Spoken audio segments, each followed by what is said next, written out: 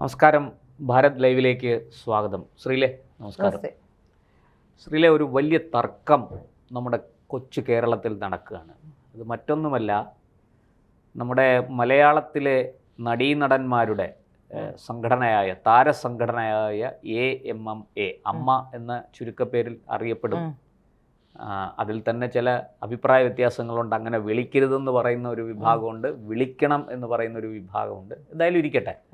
ആ താരസംഘടനയുമായി ബന്ധപ്പെട്ട് ഒരു വലിയ വിവാദം ഇപ്പോൾ പൊട്ടിപ്പുറപ്പെട്ടിരിക്കുകയാണ്. ആ താരസംഘടനയിലെ ചില അംഗങ്ങൾ ആരോപിക്കുന്നത് ഈ താരസംഘടനയെ BJP അഥവാ സംഘപരിവാർ വിഴുങ്ങിയിരിക്കുന്നു. സംഘപരിവാറിൻ്റെ നിയന്ത്രണത്തിലാണ് താരസംഘടന. അതുകൊണ്ട് തന്നെ വലിയ ബുദ്ധിമുട്ടുകൾ ഇതിനകത്ത് അനുഭവപ്പെടുന്നുണ്ട്. ഈ സംഘപരിവാറിൻ്റെ കടന്നുകയറ്റം താരസംഘടനയെ നശിപ്പിച്ചിരിക്കുന്നു എന്നൊക്കെ വലിയ വിവാദങ്ങളാണ് നടക്കുന്നത്. വലിയ ആക്ഷേപങ്ങളൊക്കെയാണ് അവിടെ ഉയരുന്നത്. സത്യത്തിൽ അങ്ങനെ ഈ BJPയുടെ ഏതെങ്കിലും തരത്തിലുള്ള കൈകടത്തൽ ഈ താരസംഘടനയ്ക്കകത്തുണ്ടായിട്ടുണ്ടോ? ഉയരുന്ന ആക്ഷേപം പിന്നെ തെരഞ്ഞെടുപ്പിൽ മത്സരിക്കാൻ വരെ അദാനിയിൽ നിന്ന് പണം വാങ്ങി ഒക്കെയാണ്. BJP അദാനിയെ ഉപയോഗിച്ച് താരസംഘടനയെ പിടിച്ചെടുത്തിരിക്കുന്നു എന്നൊക്കെയാണ് പറയുന്നത്. എന്താണ് ശ്രീല, ഇതിനകത്ത് BJP ഇക്കാര്യത്തിൽ എന്തൊക്കെയോ ചില പ്രതികരണങ്ങൾ നടത്തിയിട്ടുണ്ട് എന്നാണ് ഞാൻ മനസ്സിലാക്കുന്നത്. എന്താണ് ഇതിൻ്റെ വാസ്തവം? എന്താണ് യഥാർത്ഥത്തിൽ ഈ അദാനിയെ ഉപയോഗിച്ച് 15 കോടി കൊണ്ടുവരുമെന്ന് പറഞ്ഞ് എറണാകുളത്തൊരു പത്മജ എന്ന് പറയുന്ന BJPയുടെ പഴയ കൗൺസിലർ ഏതോ ഒരു ചാനൽ ചർച്ചയിൽ അദാനി പൈസ കൊണ്ടുവരുമെന്ന് പറഞ്ഞു എന്നൊക്കെയാണ് ആരോപണം ഉയരുന്നത്. അദാനി പൈസ കൊണ്ടുവരുമെന്ന് പറഞ്ഞതുകൊണ്ടാണ് ഇത് BJPയിലേക്ക് ആരോപണം എത്തുന്ന രീതിയിൽ പറയുന്നു. അങ്ങനെയാണെങ്കിൽ BJP ആദ്യം പിടിച്ചടക്കിയത് ഇവിടുത്തെ CPMനെയും പിണറായി വിജയനെയാണ്. കാരണം എന്താ, കേരളത്തിലെത്തുമ്പോൾ അദാനി CPM ആവുമോ? കേന്ദ്രത്തിലെ അദാനി BJPയും കേരളത്തിലെ അദാനി, അങ്ങനെ രണ്ട് അദാനി ഉണ്ടോ? കേരളത്തിൽ എയർപോർട്ട് എടുക്കുമ്പോൾ ഒരു പ്രശ്നമില്ല, കേരളത്തിൽ വിഴിഞ്ഞ പോർട്ട് എടുക്കുമ്പോൾ ഒരു പ്രശ്നമില്ല അദാനിക്ക്. പിണറായി വിജയനോട് മിണ്ടുന്ന അദാനി CPM അദാനിയും പിന്നെ ഡൽഹിയിൽ നരേന്ദ്രമോദിയുമായി ബന്ധപ്പെട്ട ഏതെങ്കിലും തരത്തിലുള്ള ഡീലുകൾ അവിടെ സർക്കാരുമായി ബന്ധപ്പെട്ട് നരേന്ദ്രമോദി സർക്കാരുമായി ബന്ധപ്പെട്ട് നടത്തുമ്പോൾ അത് BJP മോദിയുമായി മാറുന്നു. അങ്ങനെയാണെങ്കിൽ ആദ്യം കാവ്യ പുതച്ച അദാനി, ഇവിടെ വരുമ്പോൾ ചുവപ്പ് പുതച്ച അദാനി. അങ്ങനെയാണോ? ഒന്ന്. രണ്ട്, അദാനിയുമായി ബന്ധപ്പെട്ട് അദാനി പണം കൊടുക്കാൻ തയ്യാറാണ് എന്ന് ആ തരത്തിൽ തയ്യാറായിരുന്നു. അങ്ങനെ ഒരു CSR ഫണ്ട് അമ്മയിലേക്ക് വരുന്നു എന്നുള്ളത് പറഞ്ഞത് ആദ്യം ഞാൻ കേട്ടത് ക്യാൻ എന്ന് പറയുന്ന ചാനലിന്റെ ഇന്റർവ്യൂവിൽ സുരേഷുമായി ബന്ധപ്പെട്ട് സുരേഷിനോട് സംസാരിക്കുമ്പോൾ ലക്ഷ്മിപ്രിയാണ് ആദ്യം ഞാൻ പറയുന്നത് കേട്ടത്. അതിനുശേഷമാണ് ഒരു പക്ഷേ പത്മജ ഇത് പറഞ്ഞത്. അംഗമാണ് ഇത്. അതിനുശേഷം പറയാനുണ്ടായ സാഹചര്യം എന്ന് പറയുന്നത് പിന്നീട് അത് പറഞ്ഞിട്ടുള്ളത് പറയപ്പെടുന്ന BJPയുടെ കൗൺസിലർ പത്മജയാണ്. മുൻ കൗൺസിലർ പത്മജ, അവർ BJPയുടെ പ്രവർത്തകയാണ്. ഞാൻ ഒരു ചാനൽ ചർച്ചകളിലൊക്കെ പങ്കെടുക്കുന്ന ഒരാളാണ്, എനിക്ക് മനസ്സിലായി. അപ്പോ ചാനൽ ചർച്ചകളിൽ പങ്കെടുക്കുന്നത് മാത്രമല്ല, അവർ നേരത്തെ ജേർണലിസ്റ്റ് ആയിരുന്നു. അതിനുശേഷമാണ് അവർ രാഷ്ട്രീയ രംഗത്തേക്ക് വന്നത്. വേലുപ്പിള്ള പ്രഭാകരനെ അടക്കം ഇന്റർവ്യൂ ചെയ്യാൻ പോയിട്ടുള്ള ഒരാളാണ് അവർ. അപ്പോൾ അതിൽ അവരൊരു ജേർണലിസ്റ്റാണ്. സ്വാഭാവികമായ ഒരു പ്രശ്നം ഉണ്ടാകുമ്പോൾ അവർ അമ്മയിലെ അംഗമല്ല, അവരെങ്ങനെ പറഞ്ഞു എന്നൊക്കെ ചോദിക്കുമ്പോൾ സ്വാഭാവികമായ ഒരു പ്രശ്നം സിനിമാ രംഗത്താണെങ്കിലും സ്വാഭാവികമായി എല്ലാ വിഷയത്തിലും അഭിപ്രായം പറയുകയും ജേർണലിസ്റ്റുകളും ഒക്കെ ആകുമ്പോൾ വിഷയങ്ങൾ തിരക്കുകയും എവിടെ നിന്നെങ്കിലും ഒക്കെ കിട്ടുന്ന ഇൻഫർമേഷൻ ഗ്യാദർ ചെയ്തുകൊണ്ട് അവർ സംസാരിക്കുക സ്വാഭാവികമാണ്. സോഴ്സ് ക്ലിയർ ആണെങ്കിൽ സംസാരിക്കണം. അപ്പൊ അതിനെ ആ വിഷയത്തെ എങ്ങനെയാണ് BJPയുമായി കൂട്ടിക്കിട്ടുന്നത്? ഒന്ന്. രണ്ട്, BJP എന്താണ്, RSS എന്താണ്, അല്ലെങ്കിൽ NDA എന്താണ്, UPA എന്താണ്, അല്ലെങ്കിൽ ഇത്തരത്തിലുള്ള കാര്യങ്ങളെക്കുറിച്ചൊന്നും അറിയാത്ത കുറച്ച് നടിമാർ. എന്നാൽ ഈ നടിമാർ പറയുമ്പോൾ വിവരക്കേടിനെ തിരുത്താൻ ഈ നടന്മാരെങ്കിലും ഉണ്ടാവേണ്ടേ? ഞാൻ ചോദിക്കട്ടെ, കേരളത്തിൽ BJPക്ക് ഏത് സിനിമാക്കാരാണ് സ്ഥാനാർത്ഥിയായി വന്നിട്ടുള്ളത്? ആകെയുള്ളത് മേജർ രവി മാത്രമാണ്. BJPയുടെ പിന്നീടുള്ള സിനിമയുമായി ബന്ധമുണ്ട് എന്ന് നമുക്ക് വിദൂരമെങ്കിലും തോന്നാവുന്ന ആൾക്കാർ ഒന്ന് റോബിൻ രാധാകൃഷ്ണനും വിവേക് ഗോപനുമാണ്. വിവേക് ഗോപൻ സീരിയലിൽ നിന്നുള്ള ആളാണ്. റോബിൻ രാധാകൃഷ്ണൻ ബിഗ് ബോസ് താരമാണ്. സുരേഷ് ഗോപി നേരത്തെ സിനിമയിൽ ഉണ്ടായിരുന്നു. അത് അദ്ദേഹം നേരത്തെ തന്നെ വന്ന ആളാണ്, ഇപ്പോൾ വന്ന ആളല്ല. അപ്പൊ ശ്വേതാ മേനോന് 2.5 കോടി രൂപ കൊടുത്ത് BJP സ്ഥാനാർത്ഥികളെ ക്യാൻവാസ് ചെയ്തു എന്നുള്ളതാണ് ഇവർ പറയുന്നത്. BJP എന്ന് പറയുന്നത് ഒരു കേഡർ സംവിധാനമുള്ള രാഷ്ട്രീയ പാർട്ടിയാണ്. BJPയുടെ ഘടക കക്ഷിയാണ് ഈ പറയപ്പെടുന്ന 2020. 2020-ക്കാണ് സ്ഥാനാർത്ഥികളുള്ള. BJPക്ക് അവിടെ സ്ഥാനാർത്ഥികളില്ല, ഒന്നാമത്തെ കാര്യം. രണ്ടാമത്തെ കാര്യം, 2020 എന്ന് പറയുന്നത് കിഴക്കമ്പലത്ത് മാത്രമുള്ള ഒരു രാഷ്ട്രീയ പാർട്ടിയാണ്. കിഴക്കമ്പലത്ത് മാത്രം ഉണ്ടായിരുന്ന ഒരാളാണ്. അവരെ കൂടി കൂട്ടിക്കൊണ്ട് BJP ഒരു രാഷ്ട്രീയ സഖ്യത്തിന് തയ്യാറായി എന്നുള്ളതാണ്. അയാൾ ഇപ്പൊ സാബു ജേക്കബിന്റെ കാര്യം പറയുകയാണെങ്കിൽ സാബു ജേക്കബ് ഇപ്പോൾ ഒരു അമ്മയിൽ നിന്ന് ആരെങ്കിലും ഏതെങ്കിലും ഒരു നടിയെ കോൺടാക്ട് ചെയ്താലോ അല്ലെങ്കിൽ ആരെങ്കിലും ഒക്കെ കോൺടാക്ട് ചെയ്ത് കഴിഞ്ഞാൽ, സിനിമാക്കാരെയൊക്കെ കോൺടാക്ട് ചെയ്ത് കഴിഞ്ഞാൽ അവിടെ നിന്നുള്ളവർ മത്സരിക്കാൻ തയ്യാറാകും. കാരണം സാബു ജേക്കബ് ഒരു ബിസിനസ്സുകാരനാണ്. സാബു ജേക്കബ് എന്ന ബിസിനസ്സുകാരനെ സിനിമയ്ക്ക് എന്നും ആവശ്യമുണ്ട്. ഇന്നല്ലെങ്കിൽ നാളെ സിനിമ പിടിക്കാനോ അല്ലെങ്കിൽ എന്തെങ്കിലും കാര്യത്തിനോ ഒക്കെ ആവശ്യമുള്ളത് സാബു ജേക്കബിനെയാണ്. BJPയുടെ സംസ്ഥാന നേതാക്കളെ അല്ല, BJP അല്ല, രാഷ്ട്രീയക്കാരെ അല്ല സിനിമാക്കാർക്ക് കൂടുതൽ ആവശ്യം. സിനിമാക്കാർക്ക് കൂടുതൽ ആവശ്യം ബിസിനസ്സുകാരെയാണ്, വ്യാപാരികളെയാണ്, അവരുടെ ബിസിനസ് നടത്താനാണ്. അപ്പൊ തീർച്ചയായിട്ടും അമ്മ എന്ന് പറയുന്ന സംഘടന എന്തിനാണ് പിടിച്ചിട്ടേ കാര്യമുള്ളൂ, രാഷ്ട്രീയക്കാരെ പിടിച്ചിട്ട് കാര്യമൊന്നുമില്ല. അപ്പൊ അതുകൊണ്ട് തന്നെ ശ്വേതാ മേനോൻ പണം വാങ്ങിച്ചു എന്ന് പറയുന്നത് ശുദ്ധ അസംബന്ധമാണ്. രാഷ്ട്രീയം അറിയാവുന്ന ഏതെങ്കിലുമൊക്കെ ആൾക്കാർ, ഇപ്പൊ ഇത് ആരോപണം ആദ്യം ഉന്നയിച്ചതാരാ? LLBക്ക് 1ാം റാങ്കുകാരനായിരുന്നു എന്ന് പറയപ്പെടുന്ന ഈ ബാബുരാജാണ്. എന്തിനാണ് ബാബുരാജ് അങ്ങനെ ഒരു ആരോപണം ഉന്നയിച്ചത്? ബാബുരാജിന് വിവരമില്ലാത്തത് കൊണ്ടാണോ അതോ എന്താണ് എനിക്ക് മനസ്സിലാവുന്നില്ല. BJPക്ക് ഒരു സ്ഥാനാർത്ഥിയും ഇത്തവണത്തെ തെരഞ്ഞെടുപ്പിൽ മേജർ രവി അല്ലാതെ ഈ വന്ന നിയമസഭാ തെരഞ്ഞെടുപ്പിൽ ഒരാൾ പോലും ഇല്ല. പിന്നെ BJPയുടെ സംസ്ഥാന ജനറൽ സെക്രട്ടറി ഇത് കേട്ടപ്പോഴേ അഭിപ്രായം പറയാൻ പോയത് എന്താണെന്ന് എനിക്ക് മനസ്സിലാവുന്നില്ല. കാരണം കേരളത്തിൽ കഴിഞ്ഞ കാലഘട്ടങ്ങളിലെല്ലാം നടന്ന പല വിഷയങ്ങളിലും സംഘപരിവാർ, BJP, RSS ബന്ധം, പത്രപ്രവർത്തക യൂണിയൻ, ഇപ്പൊ പത്രപ്രവർത്തക യൂണിയൻ രാഷ്ട്രീയമില്ലെന്നാ പറയുന്നത്. പക്ഷേ ചില സമയത്ത് ഇത്തരം വിഷയങ്ങൾ, ഇപ്പം ഞാനൊക്കെ ജയിച്ച സമയത്ത് വലിയ രീതിയിൽ ഉയർന്നു വന്നതാണ് സംഘപരിവാറിൽ നിന്നുള്ള ആളാണ് എന്ന് പറഞ്ഞിട്ട്. ഞാൻ ചോദിക്കട്ടെ, സംഘപരിവാറോ അല്ലെങ്കിൽ RSSO BJPയോ ഏതെങ്കിലും നിരോധിക്കപ്പെട്ട ഏതെങ്കിലും സംഘടനകളാണോ? അല്ല. പോപ്പുലർ ഫ്രണ്ടിനില്ലാത്ത, SDPIക്ക് ഇല്ലാത്ത ഐത്തം, ജമാഅത്തെ ഇസ്ലാമിക്ക് ഇല്ലാത്ത ഐത്തം സിനിമയിലാണെങ്കിലും അല്ലെങ്കിൽ പത്രപ്രവർത്തക യൂണിയനിലാണെങ്കിലും മറ്റുള്ള എവിടെയെങ്കിലും ആണെങ്കിലും അതിനെ കൽപ്പിക്കുന്നതിനെ യോജിക്കാൻ കഴിയില്ല. BJPക്ക് നേരെ, സംഘപരിവാറിന് നേരെ അത്തരത്തിലുള്ള ഒരു ചാപ്പകുത്തലുണ്ട്. ഞാൻ ചോദിക്കട്ടെ, 22 സംസ്ഥാനങ്ങളിൽ BJP ആണ് ഭരണം നടത്തുന്നത്. രാഷ്ട്രപതി മുതൽ എല്ലാ സ്ഥലത്തും, തിരുവനന്തപുരം കോർപ്പറേഷൻ വരെ ഭരിക്കുന്നത് BJP ആണ്. ഇപ്പൊ തിരുവനന്തപുരത്ത് ഇപ്പോൾ ഏതെങ്കിലും ഒരു പരിപാടി വന്നാൽ, തിരുവനന്തപുരത്ത് വരുന്ന ഫിലിം ഫെസ്റ്റിവൽ അങ്ങനെയുള്ള പരിപാടികൾ വരുമ്പോൾ മേയറെ വിളിക്കാതിരിക്കാൻ കഴിയുമോ? ഒരിക്കലും സാധിക്കില്ല. BJP ആണെന്ന് വെച്ച് മാറ്റി നിർത്താൻ കഴിയുമോ? അപ്പോ ജനാധിപത്യപരമായി രജിസ്റ്റർ ചെയ്ത ഒരു പാർട്ടി, ആ പാർട്ടി ഈ 22 സംസ്ഥാനങ്ങളും BJP ഭരിക്കാനിടയായ സാഹചര്യം എന്താ? ജനങ്ങളുടെ മനസ്സിൽ മാറ്റം വരുന്നുണ്ട്. ആ മാറ്റം സിനിമാ രംഗത്തും വരുമെന്നേ. ജനങ്ങളുടെ മനസ്സിലുണ്ടാകുന്ന മാറ്റങ്ങൾ രാഷ്ട്രീയത്തിൽ മറ്റുള്ളവർ കാണിക്കുന്ന നെറികേടുകൾ പരസ്പരം ബന്ധപ്പെട്ട് കിടക്കുന്ന കാര്യമാണ്. അപ്പോ ചിലപ്പോൾ ഒരു പക്ഷേ BJP അനുഭാവം മനസ്സിലുള്ള ആരെങ്കിലുമൊക്കെ ആ സംഘടനയിലും ഉണ്ടായിരിക്കും. അതുകൊണ്ട് ആ സംഘടനയെ പിടിച്ചെടുക്കാനുള്ള ശ്രമം നടത്തുന്നു എന്ന് പറഞ്ഞിട്ട് ചപ്പ കുത്തുന്നത് ശരിയാണോ? അത് പറഞ്ഞതാരാണെന്നുള്ളതാണ്. സിനിമാ രംഗത്ത് തന്നെ ഇപ്പൊ നമുക്കറിയാം, സിനിമയിൽ നിന്ന് രാഷ്ട്രീയത്തിൽ വന്ന് മത്സരിച്ചിട്ടുള്ള പലരും ഉണ്ടായിട്ടുണ്ട്. സിനിമ എന്നും കമ്മ്യൂണിസത്തിന്റെ കോക്കസിൽ നിൽക്കണമെന്നും, കമ്മ്യൂണിസ്റ്റുകാർക്ക് മാത്രമേ സിനിമ ചെയ്യാനും സിനിമയിൽ അഭിനയിക്കാനും സിനിമയിൽ അഭിപ്രായം പറയാനും സിനിമാ നടനാവാനും നടിയാവാനും ഉള്ള ഒരു അവസരമുള്ളൂ, അല്ലെങ്കിൽ അത് ഐത്തമില്ലാത്ത കാര്യമാണെന്ന് വരുത്തി തീർക്കുന്നതിന് ഒരിക്കലും യോജിക്കാൻ കഴിയില്ല. അല്ല, അത് ഈ അത്തരത്തിൽ ഏതെങ്കിലും ഒരു രാഷ്ട്രീയ പാർട്ടിയുടെ ചട്ടുകമായി മാറേണ്ടതല്ല ഇതൊന്നും. സംഘടനകളൊന്നും, അതാണ് പറയുന്നത്. സിനിമാ സംഘടനയോ കലാകാരന്മാരുടെ സംഘടന ഏതെങ്കിലും ഒരു രാഷ്ട്രീയ പാർട്ടിയുടെ ചട്ടുകമായി മാറേണ്ട ഒരു സ്ഥലമേ അല്ല. അതിനുള്ളിൽ പ്രവർത്തിക്കുന്നവർക്ക് രാഷ്ട്രീയം ഉണ്ടാകാം, പക്ഷേ ഏതെങ്കിലും ഒരു രാഷ്ട്രീയ പാർട്ടിയുടെ ചട്ടുകമാകാൻ ഈ പറയുന്ന സംഘടനകൾ നിന്നു കൊടുക്കേണ്ട കാര്യമില്ല. അത് യാതൊരു കാര്യമില്ല.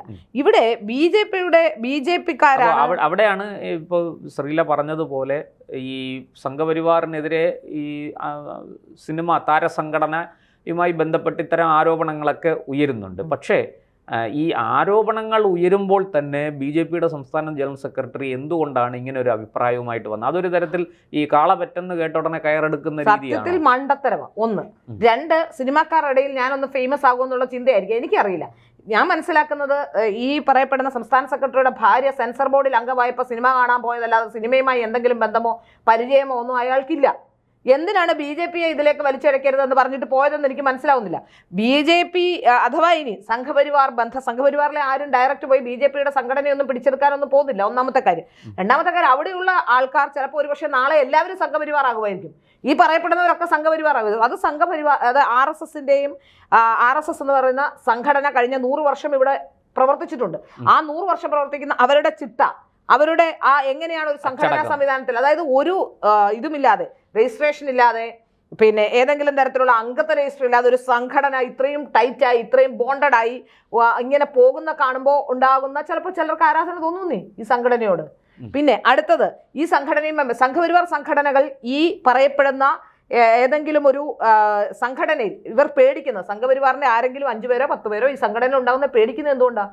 സിനിമയിൽ നടക്കുന്നത് ഫെയറായ കാര്യങ്ങളല്ല.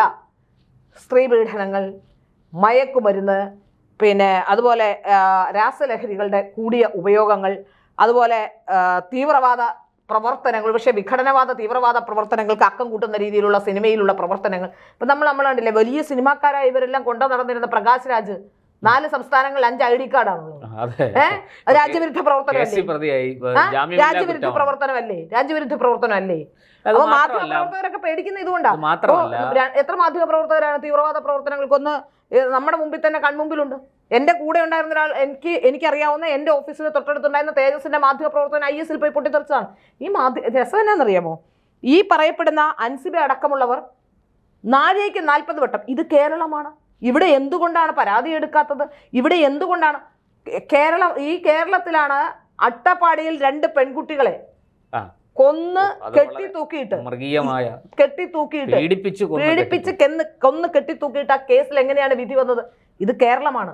100 കാര്യങ്ങൾ ഈ കേരളത്തിൽ നടക്കുന്ന പറയാനുണ്ട്. മാത്രമല്ല, ഒരു നേരത്തെ വിശപ്പടക്കാൻ വേണ്ടി കഴിക്കാൻ പോയ മധുവിനെ ഒരു കുറച്ച് ഭക്ഷണം ഒന്ന് എടുത്തതിന്, ചോദിക്കാതെ എടുത്തതിന് ഒരു പട്ടിണിക്കോലം ആ ചെറുപ്പക്കാരനെ കണ്ടാൽ തോന്നൂല. അതെ, ആ പട്ടിണിക്കോലത്തിട്ട് തല്ലിക്കൊന്ന ആൾക്കൂട്ടം, ഈ പറയുന്ന ആൾക്കൂട്ട കൊലപാതകം നടന്ന ഒരു സ്ഥലമാണ് കേരളം. ഇവിടെ പ്രതികളൊക്കെ നമ്മൾ അന്വേഷിച്ചു ചെന്നാൽ അവരുടെ രാഷ്ട്രീയ പശ്ചാത്തലമൊക്കെ കേട്ടാൽ നമ്മൾ ഞെട്ടിപ്പോവും. ഈ വലിയ മനുഷ്യത്വവും ഹൃദയപക്ഷവും ഒക്കെ പറയുന്ന ആൾക്കാരാണ് ഇതിലൊക്കെ പ്രതികളായിരിക്കുന്നത്. അതാണ് അതിലെ വലിയ. ഇനി സിനിമക്കാരോട് കുറെ കേരളത്തിന്റെ ഇവിടെ കേരള സ്റ്റോറി പോലൊരു സിനിമ എടുത്തു സംഘപരിവാർ കടന്നു കയറി എന്ന് പറയുമ്പോൾ കേരള സ്റ്റോറിയിൽ എവിടെയാണ് നിങ്ങൾ പറയുന്ന കുഴപ്പമുള്ളത്? കേരളത്തിൽ നിന്നല്ലേ ഞാൻ ചോദിക്കുന്നതിന് കൃത്യമായ ഉത്തരം സിനിമാ രംഗത്തുള്ള മാലാപാർവതി അടക്കമുള്ളവർ പറയണം. നിങ്ങളാണ് ഈ ആരോപണം ഉന്നയിച്ചത്. കേരളത്തിൽ നിന്ന്, അതായത് തിരുവനന്തപുരത്ത് ആറ്റുകാൽ ക്ഷേത്രവുമായി ബന്ധപ്പെട്ട് ആറ്റുകാൽ ക്ഷേത്രത്തിന്റെ ട്രസ്റ്റിമാരിൽ ഒരാളുടെ മകളായിരുന്ന ഒരു പെൺകുട്ടി, ഇവിടെ പൊയ്നാച്ചി ഡെന്റൽ കോളേജിൽ പഠിക്കാൻ പോയ പെൺകുട്ടി എങ്ങനെയാണ് IS-ലെത്തിയത്? ഇപ്പോൾ അഫ്ഗാൻ ജയിലിൽ കഴിയുന്നത്. ഇത് കേരളമല്ലേ? എന്താണ് നിങ്ങൾ വർഗീയതയെ തടഞ്ഞു നിർത്താനിരുന്നത്? അപ്പൊ ഇത് കേരളമല്ലേ എന്ന് ചോദിക്കുമ്പോൾ തീവ്രവാദം ഇവിടെ നടക്കുന്ന പല സംഭവങ്ങളും, കേരളത്തിൽ നടക്കുന്ന പല സംഭവങ്ങളും വേറെങ്ങും നടക്കുന്നില്ല. ഇവിടെയല്ലേ തടിയന്റെ അവിടെ നസീർ വന്നത്? ഇവിടെയല്ലേ അബ്ദുൾ നാസർ മദനി, കേരളത്തിലല്ലേ അബ്ദുൾ നാസർ മദനി ഇത്രയും പ്രശ്നം ഉണ്ടാക്കിക്കൊണ്ടിരുന്നത്? കോയമ്പത്തൂർ ബോംബ് സ്ഫോടനത്തിന്റെ സൂത്രധാരനാരായിരുന്നു? ഇങ്ങനെ 100 കൂട്ടം ചോദ്യങ്ങൾ ഈ പറയപ്പെടുന്ന മാലാപാർവതിയോടൊപ്പം ചോദിക്കാനുണ്ട്. മാത്രമല്ല, അരിയും മലരും മുദ്രാവാക്യം ബാലകനെ കൊണ്ട് മുദ്രാവാക്യം വിളിപ്പിച്ച ലോകത്തിലെ ഏക പ്രദേശം അല്ലേ? ഇനി പകൽഗാമിൽ ഭീകരവാദികൾ കൊന്ന ഒരു കൊല ചെയ്യപ്പെട്ട ആ നിഷ്ഠൂര കൊലയെ ന്യായീകരിച്ചുകൊണ്ട് എന്റെ സഹോദരങ്ങൾ എന്ന് പറഞ്ഞ ഒരാളെ ഇന്നലെ അറസ്റ്റ് ചെയ്തിട്ടുണ്ട്. മാലാപാർവതി ഇതൊക്കെ കാണണം. ഇത് കേരളമല്ലേ? കേരളത്തിൽ എന്തോ വേറെ എന്തൊക്കെയോ നടക്കുന്നുണ്ട് എന്ന് പറയുന്നതും, അല്ലെങ്കിൽ കേരളം പറുദീസയാണ്, ഇവിടുത്തെ മതേതരവാദികളുടെ പറുദീസയാണെന്നൊക്കെ പറയുന്നത് ഒരു തരത്തിലും അംഗീകരിക്കാൻ കഴിയില്ല മാലാപാർവതി. ഇവിടെ മറ്റുള്ള വിഷയങ്ങളെക്കുറിച്ച്, രാഷ്ട്രീയ വിഷയങ്ങളെക്കുറിച്ച് ബോധവും ഇല്ലാതെ വെറുതെ പുട്ടിയടിച്ച് നടന്നിട്ട് കാര്യമില്ല. ഇത് കേരളമാണെന്ന് AKG സെന്ററിൽ നിന്ന് വരുന്ന ക്യാപ്സൂളുകൾ വിതരണം ചെയ്തിട്ട് കേരളമാണെന്ന് നാഴികയ്ക്ക് 40 വട്ടം പറഞ്ഞിട്ട് ഒരു കാര്യമില്ല. അൻസിബയും ഇവരുമൊക്കെ പറഞ്ഞ് ഇത് കേരളമാണ്. ഇവിടെ അതായത് CPM-കാരുടെ അതേ ഭാഷയിൽ വന്നിരുന്ന് അവർ കൊടുക്കുന്ന ക്യാപ്സൂളുകൾ വിതരണം ചെയ്ത് സംസാരിച്ച ശേഷം ഇവിടെ നടക്കുന്ന ഒരു രാഷ്ട്രീയ വിഷയങ്ങളെയും അഡ്രസ് ചെയ്യാതെ ഇവിടെ സംഘപരിവാർ എന്തോ വലിയ കുഴപ്പമുണ്ടാക്കുന്നു എന്ന് പറഞ്ഞു വെക്കാനാണ് ശ്രമിക്കുന്നത്. സംഘപരിവാർ സിനിമാ സംഘടനയെ ഹൈജാക്ക് ചെയ്യുന്നു. അവരിപ്പോഴും തിരിച്ചറിയാത്ത കാര്യം, ഈ കേരളത്തിൽ നിന്ന് കമ്മ്യൂണിസം, അവസാനത്തെ കമ്മ്യൂണിസ്റ്റ് പോയി കഴിഞ്ഞു, നിഷ്കാസിതനായിരിക്കുന്നു. ഇനി കമ്മ്യൂണിസം എവിടെ ഇല്ല, കേരളത്തിൽ ഇല്ലാതായി. യാഥാർത്ഥ്യബോധത്തിലേക്ക് മാലാപാർവതി ബാബുരാജും ഒക്കെ യാഥാർത്ഥ്യബോധത്തിലേക്ക്. കനലൊരു തരി കെട്ടു. ഇനിയിപ്പോ പേരിന് നമുക്ക് പറയാം, ഒരു കമ്മ്യൂണിസ്റ്റ് മന്ത്രി അവശേഷിക്കുന്നുണ്ട്. അത് നമ്മുടെ വേറെ ആരുമല്ല, CP ജോണേട്ടൻ. അദ്ദേഹം പക്ഷെ ഇപ്പൊ UDF-ലാണ്, വലതുപക്ഷത്താണ്. ഇതൊക്കെ ഇങ്ങനെ പറഞ്ഞ് ഹരം കൊള്ളാമെന്ന് മാത്രമേ ഉള്ളൂ. നമുക്ക് വിഷയത്തിലേക്ക് തിരിച്ചു വരാം. ഈ BJP ഒരു അനാവശ്യമായ തിടുക്കം കാണിച്ച് ഈ വിഷയത്തിൽ ഒരു മറുപടിയുടെ ആവശ്യമില്ല. ബി ജെ പിയുടെ സ്ഥാനാർത്ഥികളില്ല, BJP സ്ഥാനാർത്ഥികൾ എടുത്തിട്ടില്ല സിനിമയിൽ നിന്ന്. പിന്നെ പൈസ കൊടുത്ത് BJPക്ക് സ്ഥാനാർത്ഥികളെ വാങ്ങിക്കേണ്ട സാഹചര്യം നിലവിലില്ല. നേരത്തെയൊക്കെയാണ് സ്ഥാനാർത്ഥികളെ കിട്ടാത്തത്. നേരത്തെ 10-15 വർഷം മുമ്പ് സ്ഥാനാർത്ഥികളെ കിട്ടാത്ത സാഹചര്യത്തിലും അന്നും BJPക്ക് പണമില്ല കൊടുക്കാൻ. അന്ന് BJP പണം കൊടുത്ത് അന്നും ഹയർ ചെയ്യുന്നില്ല. എനിക്കറിയാം, എൻ്റെ അമ്മ 2 തെരഞ്ഞെടുപ്പിൽ സ്ഥാനാർത്ഥിയായിരുന്ന ആളാണ്. ഇപ്പോഴല്ല, വർഷങ്ങൾക്ക് മുമ്പ് 2 സ്ഥാനം. അന്നൊക്കെ എങ്ങനെയായിരുന്നു എന്ന് വെച്ചാൽ, അന്നൊക്കെ സാമ്പത്തികമുള്ള വീടുകളിൽ നിന്ന് ആൾക്കാരെ അവരോട് ഈ ആദർശത്തിന്റെ പേരിൽ പണം മുടക്കി ഇലക്ഷൻ കണ്ടസ്റ്റ് ചെയ്യാനാ പറയുന്നത്. അന്ന് BJPക്ക് ഭരണമില്ല, പണം തരാൻ ആരുമില്ല. അത്യാവശ്യം സാമ്പത്തികമുള്ള വീടുകളിലെ ആൾക്കാരെ കണ്ടുപിടിക്കും, അവരോട് പറയും അത്യാവശ്യം പ്രവർത്തന പാരമ്പര്യവും കുടുംബത്തിൽ വലിയ കുടുംബങ്ങളൊക്കെ ഉള്ള ആൾക്കാരുണ്ടല്ലോ, നമുക്ക് ബന്ധുബലമുള്ളവർ, അവരെയൊക്കെ കണ്ടെത്തും. എന്നിട്ട് അവരിൽ നിന്ന് അവർ സ്വന്തമായി പൈസ, എൻ്റെ അമ്മ 2 തെരഞ്ഞെടുപ്പ് മത്സരിച്ച് 5 പൈസ ഞങ്ങൾക്ക് കിട്ടിയിട്ടില്ല, ഞങ്ങളുടെ വീട്ടിലെ കാശെടുത്താൽ ഞങ്ങൾ ഇലക്ഷൻ കണ്ടസ്റ്റ് ചെയ്തന്ന്. ഇന്ന് BJP ഭരണമൊക്കെ ഉണ്ട്, ഇലക്ട്രൽ ബോണ്ട് വഴിയൊക്കെ അവർ പണം ശേഖരിക്കുന്നുണ്ട്, 22 സംസ്ഥാനങ്ങളിൽ ഭരണമുണ്ട്. അപ്പൊ പണം ഉള്ളത് കൊണ്ട് അപ്പൊ പണം കൊടുത്ത് വാങ്ങിക്കേണ്ട, ആരെങ്കിലും ഒരു റെക്കഗ്നിഷൻ കിട്ടാനോ നിൽക്കുകയാണ്. സ്ഥാനാർത്ഥികൾ ഇങ്ങനെ നെട്ടോട്ട് ഓടുകയാണ്. സിനിമാ രംഗത്ത് നിന്ന് നിങ്ങളെ പോലുള്ള 2ാം കിട ആൾക്കാരെ ഒന്നും സിനിമയിൽ നിന്ന് എടുത്തോണ്ട് വന്ന് ഇവിടെ അഭിനയിപ്പിക്കേണ്ട കാര്യമില്ല. സുരേഷ് ഗോപിക്ക് താല്പര്യമുള്ളത് കൊണ്ടാണ് സുരേഷ് ഗോപി അഭിനയിച്ചത്. സുരേഷ് ഗോപി BJPയിലേക്ക് വന്നതിന് വേറെ റീസൺസ് ഉണ്ട്, വേറെ പശ്ചാത്തലമുണ്ട്. മേജർ രവി വന്നതിന് വേറെ പശ്ചാത്തലം. അദ്ദേഹം ഒരു പട്ടാളക്കാരനാണ്, അദ്ദേഹത്തിന് അദ്ദേഹം വളരെ ചെറുപ്പം തൊട്ടേ സംഘപരിവാറുമായിട്ട് ബന്ധമുള്ള ആളാണ്. പിന്നെ രാജസേനും അതുപോലെ അവരെയൊന്നും അല്ല ഇപ്രാവശ്യം. സുരേഷ് ഗോപി പിന്നെ മോദി സർക്കാർ ഗുജറാത്തിൽ ചെയ്ത പ്രവർത്തനങ്ങൾ കണ്ട് അതിൽ ആകൃഷ്ടനായിട്ടാണ് അദ്ദേഹം കടന്നു വരുന്നത്. അദ്ദേഹത്തിന് രാഷ്ട്രീയത്തിൽ താല്പര്യം ഉണ്ടായിരുന്നു. അതുകൊണ്ടാണ് പറഞ്ഞാലും അങ്ങനെ തന്നെയാണ്. ഉണ്ണിമൂലൻ ഗുജറാത്തിന്റെ വികസനം കണ്ടു വളർന്നതുകൊണ്ടാണ്. അപ്പൊ അതുകൊണ്ട് തന്നെ നിങ്ങൾ ഈ പറയപ്പെടുന്ന ഈ സംഘപരിവാർ നിങ്ങളെയൊക്കെ ഹൈജാക്ക്, നിങ്ങളൊന്നും ആർക്കും വേണ്ട. സത്യത്തിൽ സംഘപരിവാറിന് വേണ്ട. സംഘപരിവാർ എന്ന ഒരു ഉമ്മാക്കി കാണിച്ച് പേടിപ്പിക്കുക, ഭയപ്പെടുത്തുക. അതായത് ഈ മട്ടാഞ്ചേരി മാഫിയ പോലുള്ള, സത്യം പറഞ്ഞാൽ ഈ ജിഹാദി ആരോപണം, ഇപ്പൊ പറയുന്ന ജിഹാദി ആരോപണം ഉണ്ടല്ലോ, ആ ആരോപണത്തിന്റെ പശ്ചാത്തലം ഇതൊന്നുമല്ല. ഒരു ലക്ഷ്മിപ്രിയ ഒരു ഇന്റർവ്യൂ കൊടുത്തതുമായി ബന്ധപ്പെട്ട് ലക്ഷ്മിപ്രിയ പറഞ്ഞ ഒരു വിഷയത്തെ ലക്ഷ്മിപ്രിയ വിളിച്ച് എന്തിന് മുസ്ലിങ്ങളെ പറഞ്ഞു, മുസ്ലിം മതവിഭാഗത്തെ പറഞ്ഞു എന്ന് പറഞ്ഞ് ഉഷാ ഹസീന തുടങ്ങിയ ഒരു പ്രശ്നത്തിന്റെ പശ്ചാത്തലത്തിലാണ് ഈ ജിഹാദി ആരോപണങ്ങളും പ്രശ്നങ്ങളും ഒക്കെ വരുന്നത്. ലക്ഷ്മിപ്രിയ തമാശയ്ക്ക് പറഞ്ഞ ചില കാര്യങ്ങൾ എടുത്തു വെച്ചുകൊണ്ടാണ് പിന്നീട് ജിഹാദി ആരോപണം ഉന്നയിച്ചുകൊണ്ട് മുന്നോട്ട് വന്നത്. ആ സംഘടനയ്ക്ക് ഉള്ളിൽ നിൽക്കേണ്ട വിഷയമാണ്. ആ വിഷയത്തെ പൊതുസമൂഹത്തിന്റെ മുന്നിലിട്ട് അലക്കി. ഇനി അൻസിബയും ലക്ഷ്മിപ്രിയയും തമ്മിലുള്ള വാക്ക് തർക്കത്തിൽ ലക്ഷ്മിപ്രിയ മോശക്കാരിയാക്കി ചിത്രീകരിച്ചുകൊണ്ട് പലരും രംഗത്ത് വന്നു. സത്യം പറഞ്ഞാൽ ലക്ഷ്മിപ്രിയ അല്ല പേഴ്സണൽ ആരോപണം ഉന്നയിച്ചത്, അൻസിബയാണ്. ലക്ഷ്മിപ്രിയയുടെ അവർ ഭാര്യയും ഭർത്താവും തമ്മിലുള്ള പ്രശ്നവും, എനിക്ക് ഭർത്താവ് ലക്ഷ്മിപ്രിയയെ പറ്റി എന്തോ പറഞ്ഞ് മെസ്സേജ് അയച്ചിട്ടുണ്ടെന്ന കാര്യവും, അങ്ങനെ കുടുംബകാര്യങ്ങൾ വരെ പറഞ്ഞത് ആദ്യം തുടങ്ങിയത് അൻസിബയാണ്. അപ്പൊ അൻസിബ വളരെ, അത് CPM-കാരി ആയതുകൊണ്ട് അൻസിബ വാഴ്ത്തപ്പെട്ടവളും ലക്ഷ്മി കുറച്ച് BJP അനുഭാവിയാണെന്ന് ലക്ഷ്മി തന്നെ പറയുന്നു. അതുകൊണ്ടാണ് ഞാനിത് കോട്ട് ചെയ്യുന്നത്. ലക്ഷ്മി BJP അനുഭാവിയാണ് എന്ന് പറയുന്നത് കൊണ്ട് ലക്ഷ്മി കുറ്റക്കാരിയുമായി മാറുന്നത് എങ്ങനെയാണ്? ആദ്യം അൻസിബയാണ് പറഞ്ഞത്. സംശയമുണ്ടെങ്കിൽ നിങ്ങൾ ചെക്ക് ചെയ്തോ. ഞാൻ പറയുന്ന കാര്യം, ഞാൻ ഒരിക്കലും ലക്ഷ്മിപ്രിയയുടെ ഭാഗം നിന്ന് പറയല്ലേ. ഈ സിനിമാക്കാരുടെ വിഷയത്തിൽ, ഈ സിനിമയുമായി ബന്ധപ്പെട്ട വിഷയത്തിൽ അമ്മയുടെ ജനറൽ ബോഡി കഴിഞ്ഞ് ശ്വേതാ മേനോൻ പുറത്തു വന്ന വിഷയങ്ങൾ പറയുകയും അന്നും ആ ദിവസം പോലും ഭാരതിലേക്ക് ഒരു വാർത്ത ചെയ്തിട്ടില്ല.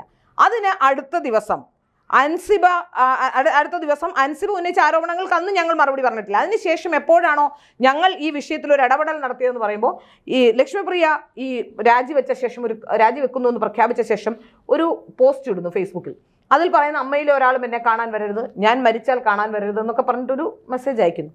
അതിന് മറുപടിയായി ഉഷ ഒരു കമന്റ്, ഒരു ഫേസ്ബുക്ക് പോസ്റ്റ് വളരെ മോശപ്പെട്ടു. അതായത് നിങ്ങൾ മതം മാറിയ നിങ്ങളുടെ മയ്യത്ത് കാണാൻ പോലും, അപ്പോൾ മതമാണ് പ്രശ്നമെന്ന് എന്നെ ആദ്യം മനസ്സിലാക്കിച്ചത് ഉഷാ ഹസീനയാണ്. അതിനുശേഷം കമൽ, പെട്ടെന്ന് എവിടോ മാളത്തിൽ നിന്ന് കമൽ ചാടി വരുന്നു, കമൽ ഒരു പ്രസ്താവന നടത്തുന്നു. അതിനുശേഷം ബാബുരാജ് വന്ന് BJP ആരോപണം നടന്നു. സത്യത്തിൽ ഈ വിഷയത്തിൽ ഞങ്ങളെപ്പോലുള്ള മാധ്യമപ്രവർത്തകർ, നിങ്ങളെ ദൂരെ നിന്ന് മാത്രം വീക്ഷിക്കുന്ന, സിനിമയുമായി ബന്ധപ്പെട്ട വിഷയങ്ങളിലൊന്നും അനാവശ്യമായ വിവാദങ്ങളോ പ്രശ്നങ്ങളോ ഒന്നും വരാത്ത, അഭിപ്രായം പറയാൻ വരാത്ത ഞങ്ങളെപ്പോലുള്ളവരെ സംസാരിക്കാൻ പ്രേരിപ്പിച്ചത് നിങ്ങളാണെന്ന കാര്യത്തിൽ സംശയമില്ല. പിന്നീട് അൻസിബയുടെ ഓരോ ഇടപെടലുകൾ, അൻസിബ ഒരു പരാതി കൊടുക്കുന്നു, ആ പരാതി എടുക്കുന്നില്ല, ഉടൻ ആ ആളെ പുറത്താക്കണം. ഉടനെ ആഭ്യന്തരമന്ത്രി രമേശ് ചെന്നിത്തലയെ വിളിക്കുന്നു. രമേശ് ചെന്നിത്തലയെ പുറത്താക്കണമെന്ന് പറയാതിരുന്ന ഭാഗ്യം. എവിടെയെങ്കിലും പരാതി കൊടുത്താൽ തെളിവില്ലാത്തതുകൊണ്ട്, ഇപ്പോൾ പോലീസിനൊരു പരാതി കിട്ടിയാൽ പോലീസ് അതിന് നിയമപരമായ വഴി ചിലപ്പോൾ അന്വേഷിക്കും. കാരണം ഈ തീവ്രവാദ പ്രവർത്തനമൊക്കെ ജിഹാദി എന്നൊക്കെ വിളിക്കുന്ന വിഷയവുമായി ബന്ധപ്പെട്ടൊക്കെ ആണെങ്കിൽ അതിലൊരു പ്രാഥമിക അന്വേഷണം വേണം. അത് പോലീസിന്റെ നടപടിക്രമമാണെന്നേ. ആ നടപടിക്രമങ്ങൾ പറയാൻ പോലീസ് അന്വേഷണം നടത്തുമ്പോൾ അതിന്റെ പിറകെ പോയി വീണ്ടും അത് കേസാക്കുകയും പിന്നെയും അത് പറയുന്നത് എന്താ പരാതി കൊടുത്തത്, സ്ത്രീ പരാതി കൊടുത്താൽ എടുക്കണ്ടേ? സ്ത്രീ പരാതി കൊടുത്ത് എടുത്തതിന്റെയാണ് മിനിഞ്ഞാന്ന് കണ്ടത്. ഒരു കുട്ടി ഉണ്ടെന്ന് 13-14 കൂട്ടുകാർക്കെതിരെയാണ്, സഹപാഠികൾക്കെതിരെ പരാതി കൊടുക്കുന്നു. പരാതി വ്യാജമാണ്. വ്യാജ പരാതികൾ. ഇപ്പൊ ഇതിലും തെളിവുണ്ടോ എന്ന് പോലീസ് ചോദിക്കുന്നുണ്ട്. കൃത്യമായ തെളിവില്ല. എന്നോ പറഞ്ഞൊരു കാര്യം പണ്ട് പറഞ്ഞു, ഇന്ന് പറഞ്ഞു, അന്ന് പറഞ്ഞു എന്ന് പറഞ്ഞ പോലീസിന് കേസെടുക്കാൻ പറ്റില്ല. കോടതി ഒരു സ്ത്രീയുടെ പരാതി കൊണ്ടു കൊടുത്താൽ ഇങ്ങനെ വിളിച്ചിട്ടുണ്ടെങ്കിൽ അത് കോടതിക്ക് ഫാക്ട് ചെക്കിംഗ് പരാതി അന്വേഷിക്കണമെങ്കിൽ പോലീസാണ് അന്വേഷിക്കുന്നത്. ഇതിൽ ഈ കോടതിയിൽ ഞാനിപ്പോ ഒരു പരാതി കൊണ്ടു കൊടുത്താലും അതിന്റെ ഗൗരവം നോക്കിയാൽ കോടതിക്ക് അത് ബോധ്യമാകും. ഇതിപ്പോ ഗൗരവം ഇങ്ങനെ വിളിച്ചിട്ടുണ്ടെങ്കിൽ അത് ഗൗരവമുള്ള കാര്യമാണ്. അതുകൊണ്ട് FIR ഇടാൻ പറയും. അത് സ്വാഭാവിക നടപടിക്രമമാണ്. അന്വേഷണം നടത്താൻ കോടതിക്ക് നിയമങ്ങളില്ലാത്തത് കൊണ്ടും ഫോഴ്സ് ഇല്ലാത്തത് കൊണ്ടും കോടതിയല്ല അന്വേഷണം നടത്തുന്നത് കൊണ്ടും അവിടെ കിട്ടുന്ന തെളിവുകളുടെ അടിസ്ഥാനത്തിൽ കോടതി അത് ഇപ്പോഴല്ല ഇപ്പൊ ലക്ഷ്മിപ്രിയയെ ചിലപ്പോൾ ചോദ്യം ചെയ്യുമായിരിക്കും, ചിലപ്പോൾ ജാമ്യം എടുക്കേണ്ടി വരുമായിരിക്കും. ഇതൊക്കെ സംഭവിക്കുന്നത് സ്വാഭാവികമായ നടപടിക്രമമാണ്. വിചാരണ വേളയിൽ മാത്രമേ ഈ കേസിൽ എന്തെങ്കിലും തെളിവുണ്ടെങ്കിൽ അതിനകത്ത് തീരുമാനം ഉണ്ടാവുള്ളൂ. അതുകൊണ്ട് ലക്ഷ്മിപ്രിയ മോശക്കാരിയും അൻസിബ 100% ശരിയുമാണ് എന്ന തരത്തിൽ വിവക്ഷിക്കുന്നതിന് ഇപ്പൊ ദിലീപിന്റെ കേസ് നമ്മൾ കണ്ടതാണ്. പത്രക്കാരും അതുപോലെ തന്നെയുള്ള സിനിമയിലെ ഒരു വിഭാഗവും അതികഠിനമായി നിൽക്കുമ്പോഴും വളരെ കൃത്യമായ തെളിവുകൾ ഇല്ല എന്നതിന്റെ അഭാവത്തിൽ തന്നെയാണ് ദിലീപ് കുറ്റവിമുക്തനാക്കപ്പെട്ടിട്ടുള്ളത്. അതുകൊണ്ട് നമുക്ക് കൃത്യമായും വ്യക്തമായി ഈ വിഷയത്തിൽ ദിലീപിന്റെ വിഷയത്തിലും വളരെ കൃത്യമായ നിലപാടെടുത്ത ഒരു ചാനലാണ് ഞങ്ങൾ. ആ വിഷയത്തിൽ അതിൽ നിയമപരമായി എന്താണോ നിയമപരമായി അവസാനം വിധി പറഞ്ഞത് അത് തന്നെ ഉണ്ടാവുകയുള്ളൂ എന്ന് ആദ്യം മുതൽ അവസാനം വരെ ആ കേസ് പഠിച്ച ഒരാളെന്ന രീതിയിൽ വ്യക്തമായി പറഞ്ഞ ഒരാളാണ് ഞാൻ. ഇതും പറയുന്നു, ഈ വിഷയത്തിലും കൃത്യമായ തെളിവില്ലാതെ ഈ അൻസിബ പറയുന്നത് പോലെ വെറുതെ അൻസിബ ഈ പറയുന്ന വാക്ക് കേട്ടൊരു കേസെടുത്താലും ഇതിൽ നിയമപരമായി ഒരു നിലനിൽക്കണമെങ്കിൽ തെളിവുകൾ വേണം. ആ തെളിവുകൾ അൻസിബയുടെ കയ്യിൽ ഉണ്ടെങ്കിൽ ഞാൻ അൻസിബ ശരിയാണെന്ന് പറയാം. തെളിവുകൾ അൻസിബയുടെ കയ്യിൽ ഇല്ല എന്നാണ് ഞാൻ മനസ്സിലാക്കുന്നത്. ആ തെളിവുകൾ ഇല്ലാത്തടത്തോളം കാലം ഇതിന്റെ അവസാനവും ഈ പോലീസ് കേസെടുക്കില്ല എന്ന് പറഞ്ഞതിനപ്പുറത്തേക്ക് ഒന്നും സംഭവിക്കാൻ പോകുന്നില്ല. അതുകൊണ്ട് അൻസിബ വിശുദ്ധയും ലക്ഷ്മിപ്രിയയും ശ്വേതാമേനോനും ഒക്കെ മോശക്കാരുമാണെന്ന അർത്ഥവുമില്ല. അതാണ് പറയാനുള്ളത്. ഇവിടെ BJP അനാവശ്യമായി തിടുക്കം കാണിച്ചു. സുരേഷിന് ഇത്തരം വിഷയങ്ങൾ മറുപടി പറയേണ്ട ഒരാവശ്യവുമില്ല. കാരണം BJPക്ക് ഒന്നും സ്ഥാനാർത്ഥികളില്ല. രണ്ടാമത് ആരെങ്കിലും പറഞ്ഞ് ഏതെങ്കിലും ആൾക്കാർ എന്തെങ്കിലും പറഞ്ഞാൽ എന്താ? ഇപ്പൊ മോഹൻലാലോ മമ്മൂട്ടിയെ പോലുള്ള ആരെങ്കിലും കാര്യഗൗരവമുള്ള ആവശ്യത്തിന് മാത്രം സംസാരിക്കുന്ന ആവശ്യമുള്ള വിഷയങ്ങൾ മാത്രം അഡ്രസ് ചെയ്യുന്ന ആരെങ്കിലും പറഞ്ഞാൽ മാത്രം അഭിപ്രായം പറയേണ്ട കാര്യമുള്ളൂ. ഈ ചക്ലാത്തി പോരാട്ടത്തിൽ അങ്ങോട്ടും ഇങ്ങോട്ടും പറയുന്ന ഏതെങ്കിലും ആരോപണങ്ങളിലൊക്കെ ഇടപെടുന്ന അതിലൊന്നും ഇടപെടേണ്ട ഒരു ആവശ്യമില്ല. കാരണം BJP ഒരു ദേശീയ പാർട്ടിയാണ്. BJPക്ക് സംഘടനാ സംവിധാനമുണ്ട്. അവരെങ്ങനെയാണ് ഇലക്ഷന് സ്ഥാനാർത്ഥികളെ തെരഞ്ഞെടുക്കുന്നത് അതാണ്. സുരേഷ് ഇപ്പൊ സ്വയം ആവശ്യമില്ലാത്ത ഒരു കാര്യത്തിൽ പോയി ഇടപെടുകയായിരുന്നു എന്ന കാര്യത്തിൽ ഒരു സംശയവും വേണ്ട. എന്തായാലും വരട്ടെ, ഈ വിവാദം എവിടെ ചെന്ന് നിൽക്കുമെന്ന് നമുക്ക് നോക്കാം. നന്ദി, നമസ്കാരം.